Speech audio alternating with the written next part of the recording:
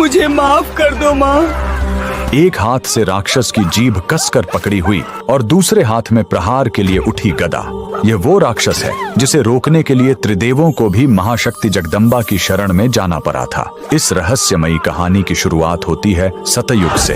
एक खूंखार राक्षस था मदनासुर। उसने घोर तपस्या करके सृष्टि के रचयिता ब्रह्मदेव से वाक सिद्धि का वरदान पा लिया। इसका सीधा सा मतलब था कि उस राक्षस के मुंह से निकली हुई हर बात सच हो जाए। इस वरदान का फायदा उठाकर उसने पूरी दुनिया में तबाही मचानी शुरू कर दी। जब पूरी सृष्टि पर प्रलय का खतरा मंडराने लगा, तब जगत के पालनहार भगवान विष्णु ने उसे रोकने का फैसला किया।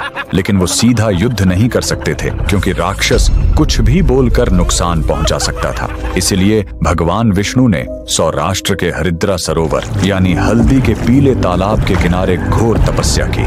उनकी पुकार सुनकर उस पीले जल से एक महाशक्ति प्रकट हुई। पीले वस्त्रों में सोने की तरह चमकती माँ बगलामुखी। सरोवर से प्रकट होते ही माँ बगलामुखी सीधा मदनासुर के सामने पहुंच गईं। इससे पहले कि वह राक्षस अपने मुंह से कोई श्राप निकालता, माँ ने तुरंत आगे बढ़कर उसकी जीभ कसकर पकड़ ली, क्योंकि उसकी सारी शक्ति उसकी जबान में थी। जीभ पकड़ते ही उसकी शक्ति खत्म हो गई और वो कुछ भी नहीं बोल पाया। जैसे ही देवी ने उस पर वार करने के लिए अपनी गदा उठाई, राक्षस ने मन ही मन माँ से माफी मांगी। माँ ने उसे जीवनदान तो दिया, लेकिन हमेशा के लिए उसकी बोलती बंद कर दी।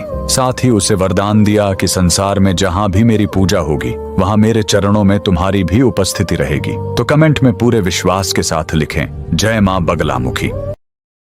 Download ShareChat.